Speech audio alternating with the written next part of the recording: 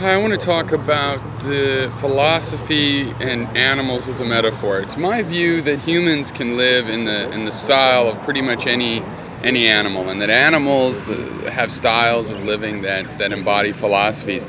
And this is related to my idea that every philosopher and really every person, insofar insofar as every person thinks they have beliefs, that people really have two philosophies, and one is the philosophy that they can express to you, and they might still be discovering that and not know exactly what it is, but it's what they can tell you about what they believe, what they think and know that they believe.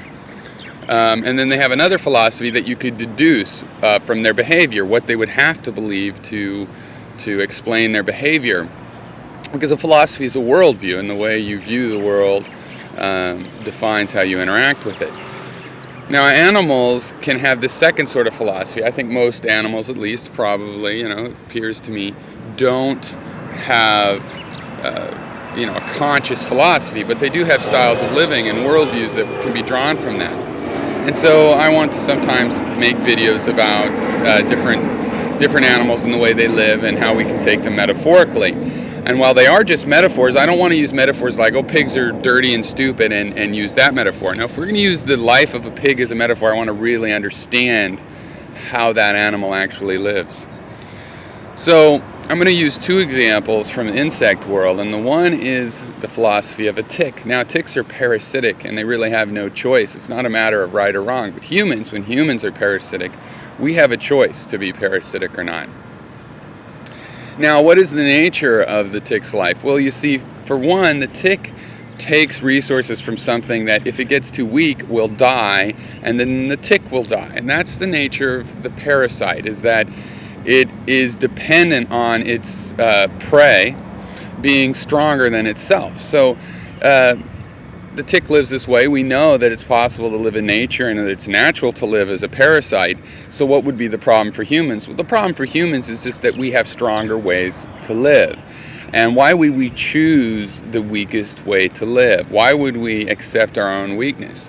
And I think that's the question with how a tick lives. A tick, if it's very successful and has lots of progeny, will kill its host and have a problem with that.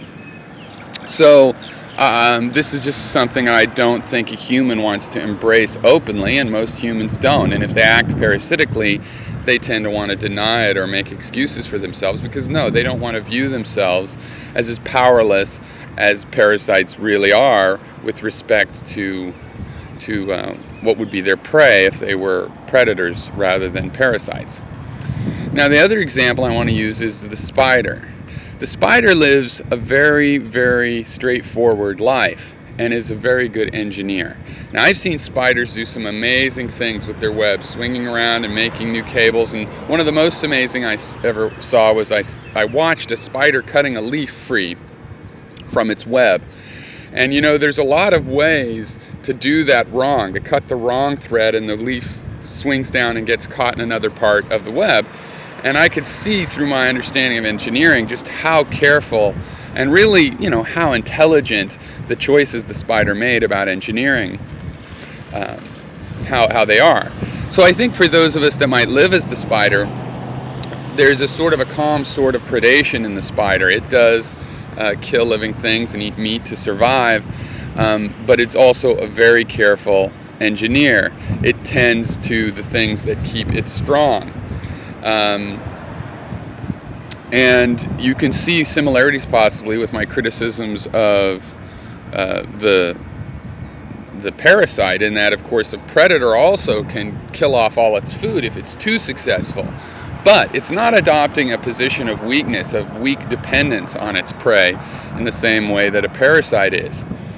And it's a much better metaphor for living to be careful about your engineering and to be careful about how you go forth in your quest to survive. So the spider is a skilled artisan, and that's a good thing.